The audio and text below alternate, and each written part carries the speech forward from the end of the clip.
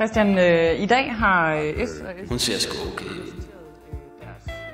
Hov, fik jeg lukket vinduet ned? Py. Sig mig, åd hun mig lige med øjnene, og nu rører hun sit hår. Søren Pind sagde forleden, at han ville give sit sunde øje for at knalde hende.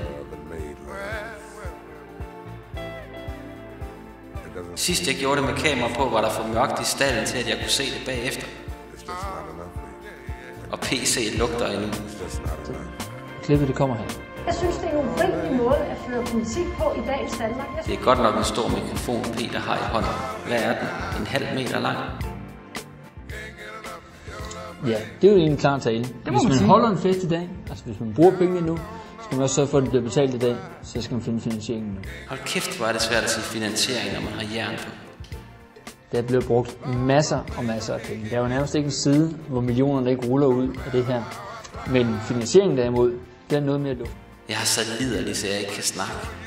Regningen bliver ikke betalt i dag, fordi det er jo finansiering, der er baseret på hvis nu fagbevægelsen vil være med til forhandlinger, og hvis nu man kan finde ud af, at de vil arbejde en time længere om dagen, hvis nu, eller om 10 længere om ugen, altså hvis, en hel masse visser, der gør, at man ikke betaler regningen nu.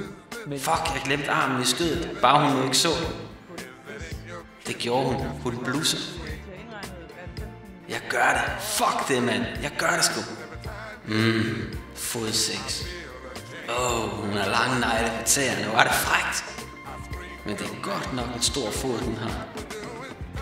Jeg prøver at køre den lidt op ad benet på hende. Fuck, hun er tændt. Hun er jo varm som en ministerbil.